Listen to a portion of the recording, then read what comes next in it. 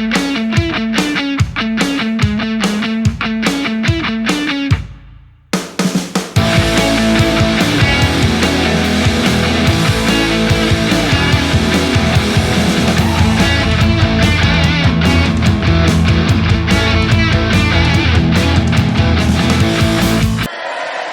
everybody. So, I mentioned this on the Zoom calls yesterday, and I should mention it more in the videos. If it's advantageous to you to pause these videos now and again and do your work along with them, well then I think that's a great idea. In fact, filling out these reading journals after you watch the complete video, it might be a little weird. I mean, I guess if it's working for you, then okay. But I think it might be a better idea to fill out the reading journals along with these videos, and just pause the video when it works best for you, when you need a couple minutes to write down your ideas and whatnot. So, all right, well, let's get right into part 2 of Stage 2's reading journal for St. Lucy's Home for Girls Raised by Wolves. And so here it is. It's in Schoology. It's in Schoology for you. So, all right. So for our first entry for today, I gave you some. I want you to infer the reasons behind why the pack hates Jeanette. Because they do. I mean, it says so actually right in the text. They're not fans of Jeanette. The other girls are not. They're not fans. So please explain why the pack does not like Jeanette, and finding some evidence may provide a little additional clarity if you're struggling with the answer a little bit. Now, on the left-hand side, take a look on pages 241 and 242 of St. Lucy's Home for Girls Raised by Wolves, and what you'll find there is some evidence of what Jeanette is doing that is turning the rest of the pack off. Find some evidence as to what she's doing to make people hate her. I know that there's a sentence in there that says, I think the pack hated Jeanette, but we hated Mirabella more. We don't need that. We know that the pack hates her. But what isn't overtly expressed is the why. That is inferred. So on the left, give me some examples, some evidence, some quotes of what Jeanette is doing that is driving everybody just and on the right, explain why they don't like her. And that'll take care of your first entry for this reading journal. Now, for your second entry, I provided the quote. I got the quotes in there. Let's take a look at it. It comes from page 242. It is, "This wasn't like the woods, where you had to be your fastest and the strongest and your bravest self. Different sorts of calculations were required to survive at the home."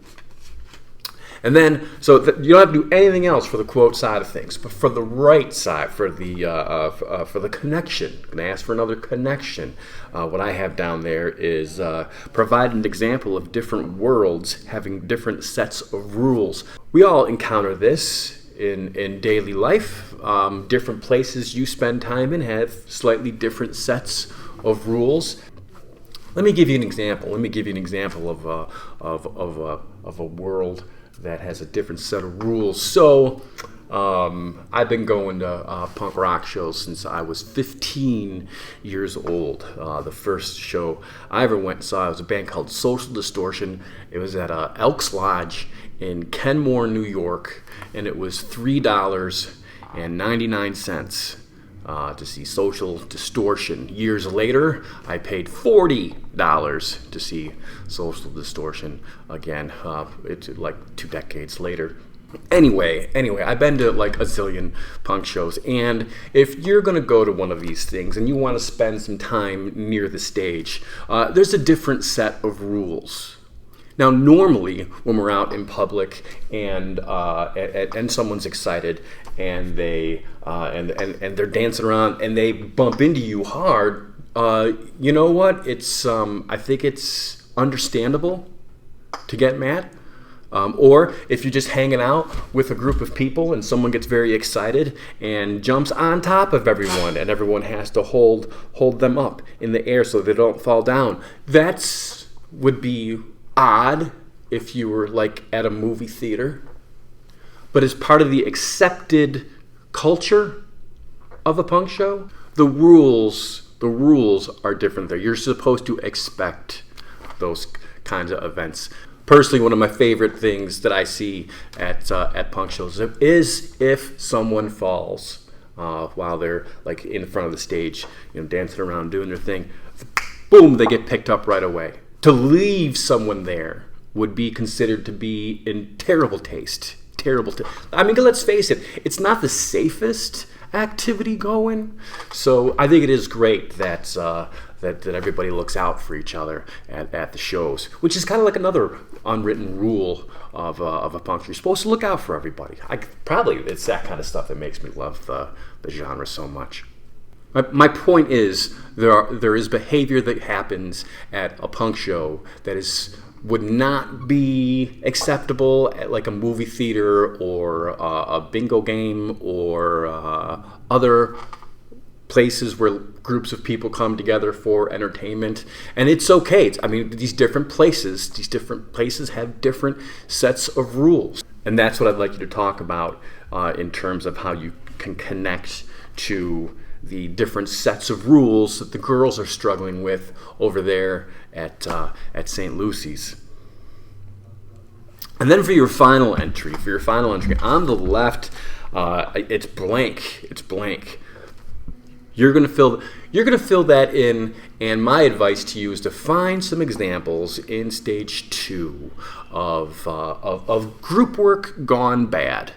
And all right, so keep in mind that in this part of the story, stage 2, we have that scene where Mirabella and Claudette are paired together for a school assignment. All right, that's going to be your best bet. Check that out. Maybe find some evidence that, sometimes group work, like when you're assigned a partner, sometimes it's not great.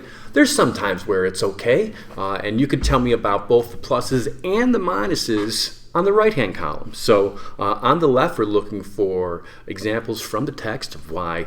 I mean, if you find something why group work is great, well then, good for you. You're doing better than I can. But there's definitely examples of why sometimes group work stinks. So find an example of that, and on the right-hand side, tell me why sometimes group work is good and why sometimes group work stinks, like it does in stage 2 for Claudette. Now, I think when you add up time to reread the story, time to hunt for evidence, and time to jot down your answers, and the time of this video, I bet you we're right about a half an hour. So that's going to be it. We'll call it quits for today. Thanks again for filling out these reading journals. I'm hoping it's helping you enjoy the story even more. Have you ever considered that English class is really just a class on why we're entertained? Might be a useful approach. Might be, especially if English class isn't one of your favorites. It's my favorite, but I bet you knew that.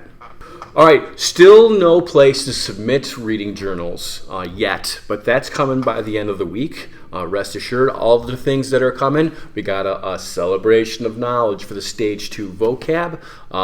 You'll be able to use the sheet that I put together with the definitions for all I care. Hey, don't forget to do the assignment connected with that. I want to give you the points connected with that. And we'll be talking about characterization tomorrow too, which I personally think is one of the neatest things authors do. But that's all tomorrow. All right, so I'll see you tomorrow on the Zooms. And I can't wait to see your work, see what you're thinking about, especially if you have horrible group work stories, which some of them are terrible. Man, sometimes the partners in your group, sometimes they're the good news, and sometimes they're the bad news. So anyway, get this stuff done. I will see you tomorrow.